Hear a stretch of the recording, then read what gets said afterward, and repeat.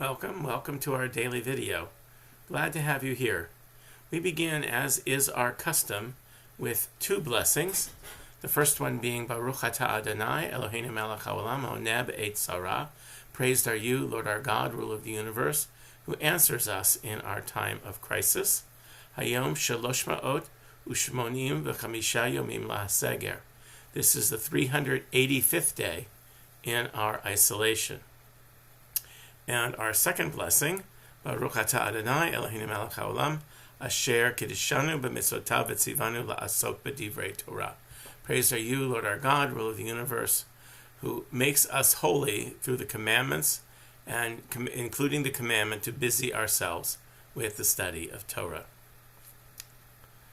So with Passover now behind us, and frankly, after a week of Passover, I'm basically exhausted.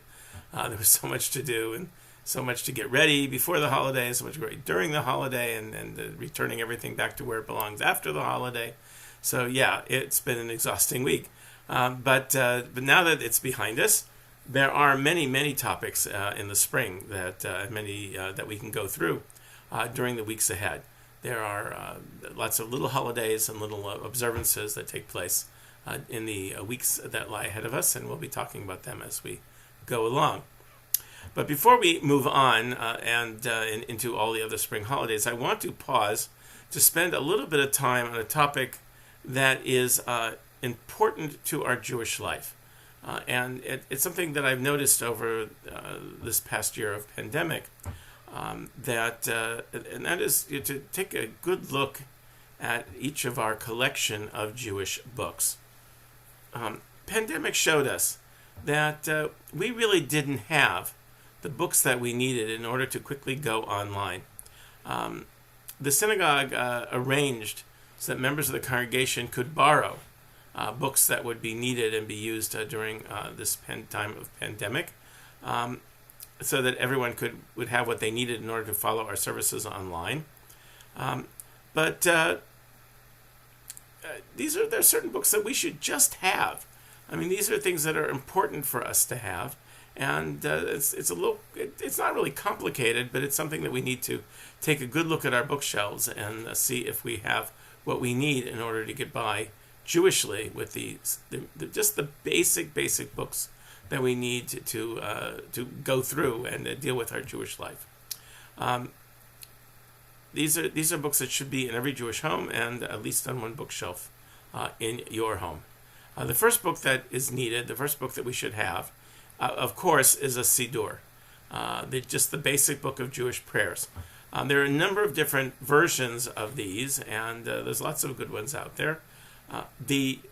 What you really want, though, is a complete Siddur, one that has the service in it for both weekdays and for Shabbat and holidays. It doesn't necessarily have to have the high holidays, because that's a separate book altogether that you might want to use, or maybe not. It just depends.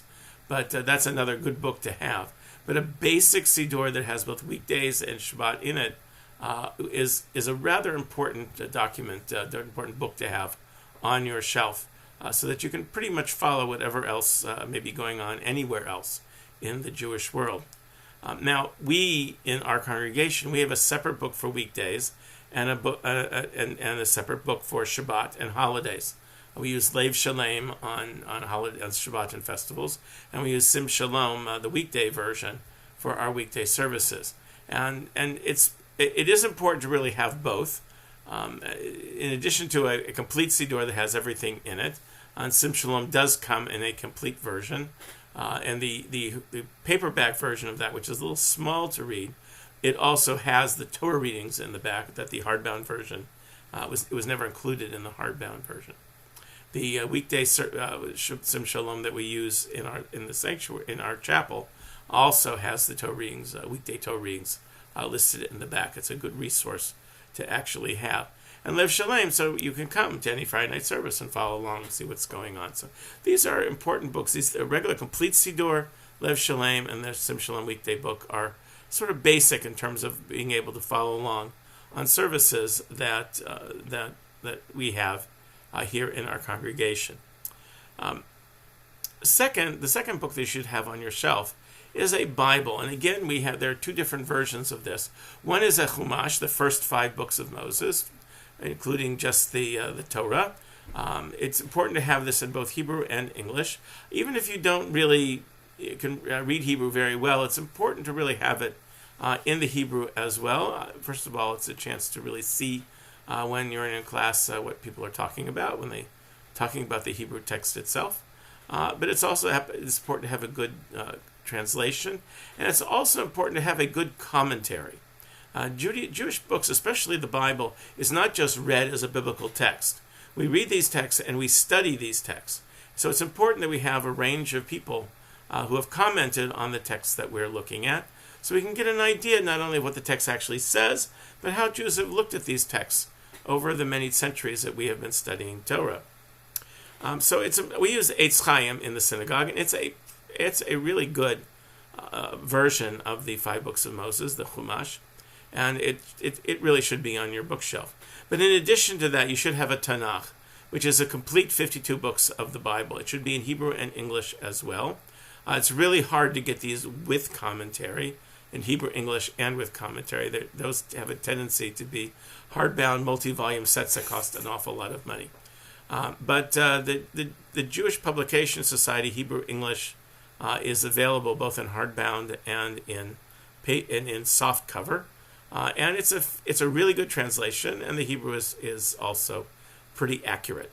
So as accurate as any Hebrew text that we can find. So we think that this is even though yes you should have a commentary on everything, it's more likely that you're going to need the commentary for the Torah. And for the rest of the Bible, just having the translation so you can look up passages would be an important thing to have. It is possible to look up Jewish verses from almost any book online. There's a website called Sefaria that has massive amounts of Jewish texts, both in Hebrew and English there. But to do a service, to follow along with what's going on in a class, you're really going to probably want a book that you can use to actually look up things during a service or during a class. Now, even if you're not having a Seder, the third book you should have on your shelf is a Haggadah. Haggadah is a reference book for Passover that has all kinds of information in it that you should have, and it should be a good one. The Maxwell's Haggadah is a very complete Haggadah, but it has no commentary, and the translations, frankly, are pretty bad.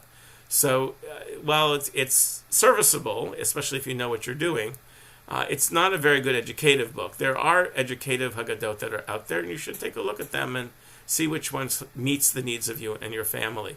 You only need one, unless you're planning on having Seder for 50 people, in which case you might want to get one for everybody who's going to be coming. But it's an investment. You should at least have one that you can refer to. Even if you're invited to somebody else's, you can take your Haggadah along, and you can look at it ahead of time and get a feel for what the Seder is going to be all about. These are the texts that we need in order to cover virtually all the Jewish holidays and all the Jewish moments where we need a biblical text. But there is another book that I want to recommend at this time as well. The book is called The Observant Life. It was edited through the United Synagogue. It's sold through the Rabbinical Assembly. And it's a source book on how to do virtually anything Jewish, especially from a conservative point of view. It's not a book that you read cover to cover. None of these books really are. They're reference books. This is a place to look up how to do something Jewish when you have a question about how to do something Jewish. How to put a mezuzah up, how to, as simple as that, or how to do Shiva in your home, how to visit a Shiva home. Virtually anything Jewish is included in Observant Life. And it's done from a conservative point of view, and I think that it's an important book to have on your shelf. Now, and once again, I just want to say the Jewish way to read these books is with a commentary. You want to, it's not just enough for us to just read Hebrew texts. I like to say that when you read a Bible text and you look through the commentary on that text, what you're doing is you're now participating in what I call the longest running classroom discussion in the history of the world. It's been going on certainly since the time of the Talmud, and maybe even somewhat longer than that, which makes it a 2,000-3,000 year classroom discussion that is still ongoing. And if you take the time to read the different commentators and create your own opinion of what this text is really about, you then will be participating in this classroom discussion, and you'll be adding your comments to the comments of all those who came before you. It is important. Having Jewish novels and other things in your house. Like you can see behind me, there's massive amounts of Jewish books that are available. Many of them are used for teaching and used for all kinds of other things. But these are the basic reference book that I really believe that every Jewish home should have.